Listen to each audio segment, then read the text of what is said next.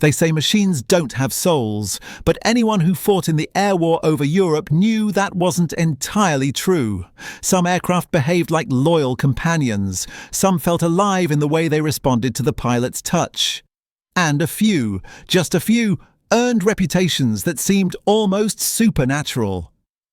The B17 Flying Fortress stood at the top of that list. A bomber with a presence so commanding, so unbreakable, that crews trusted it with their lives more than they trusted their own chances. But nothing in all of World War II tested that bond between man and machine like the day a B-17 came home alone.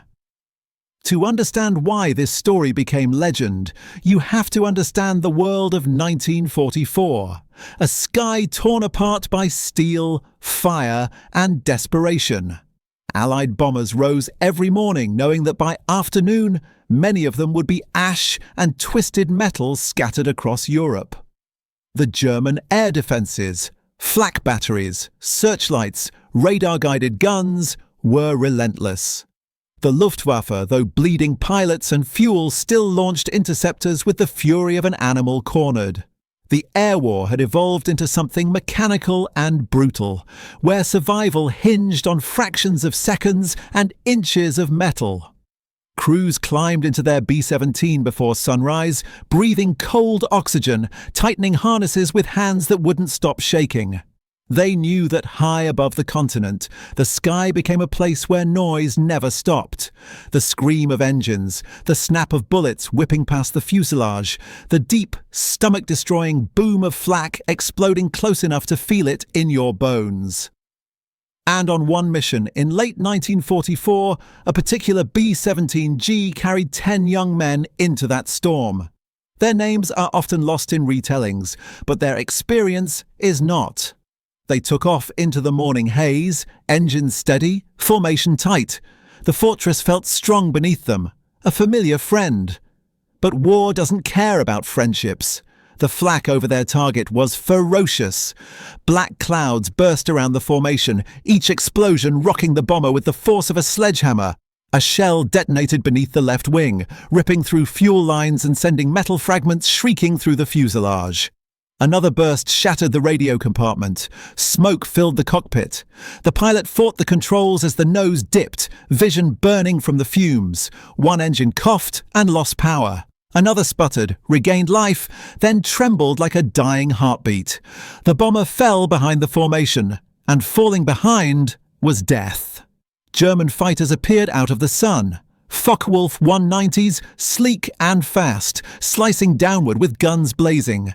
Tracers punched through aluminum skin like sewing needles through cloth. The tail gunner's compartment shook violently. Oxygen lines ruptured. Hydraulic fluid sprayed across the radio operator's table in a fine red mist. Yet somehow the fortress refused to break apart. The pilot issued the order no bomber crew ever wanted to hear. Prepare to bail out.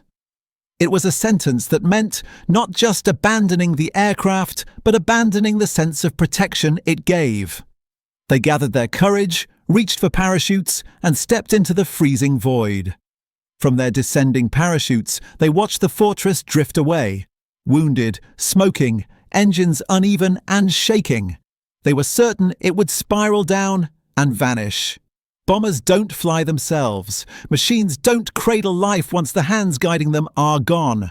But this one did. Hours passed. Across the Channel in England, airfield personnel spotted a silhouette on the horizon. Familiar, but wrong. It flew too smooth, too steady, too quiet.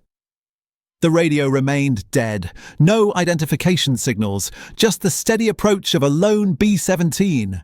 The aircraft descended in a perfect glide path. The landing gear lowered at precisely the right moment. The flaps deployed as if following a pilot's steady hand. Ground crews watched in stunned silence as the bomber touched down in a near-flawless landing, rolled across the runway, and came to a gentle stop. It was impossible. They surrounded the aircraft. Fire crews, MPs, mechanics, they all ran toward it, expecting chaos inside. But when they opened the hatch, a cold silence greeted them. The interior looked frozen in time. Headsets hung from their hooks. Maps were spread out on the navigator's desk. A thermos lay on its side, still warm. Tools lay scattered in the radio compartment, as if the operator had just set them down. There was no sign of struggle, no blood, no bodies, just emptiness. The aircraft had flown itself home. Investigators swarmed the bomber. They traced the autopilot system, analyzed fuel usage, inspected control surfaces. They tried to reconstruct the impossible sequence of events that kept the fortress in the air.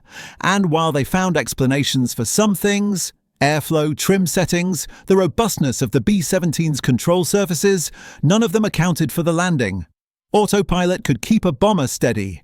It could help hold altitude, but it could not lower landing gear. It could not line up with a runway. It could not flare for landing. Mechanics whispered that the aircraft wanted to live. Pilots who had flown B-17 with entire chunks missing nodded quietly. They had seen the Fortress do things no machine should do. Over time, the story spread across the 8th Air Force like wildfire. Across the Channel on the German side, the legend grew darker. Luftwaffe pilots respected the B-17 as a stubborn opponent. Hard to kill, hard to break.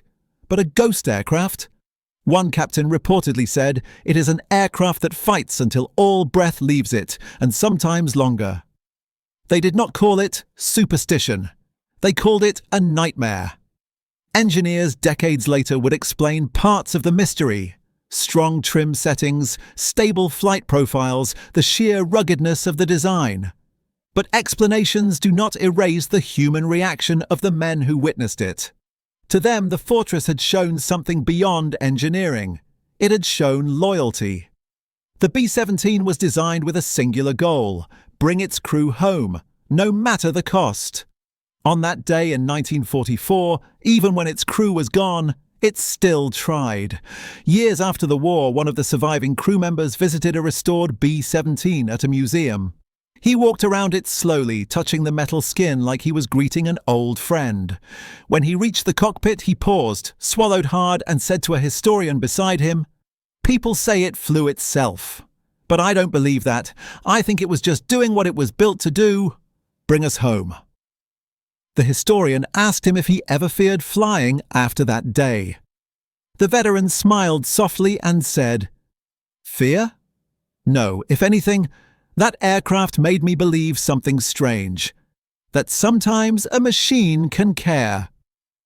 He placed his hand on the aluminum once more and whispered, "Thank you." And that is the real power of the Ghost B-17. Not the mystery, not the speculation, but the bond between a group of young men and a machine that refused to abandon them, even after they had let go. Some legends are exaggerated, some are distorted. But this one is remembered because it reveals a truth deeper than myth. The B-17 wasn't just a bomber, it was a guardian.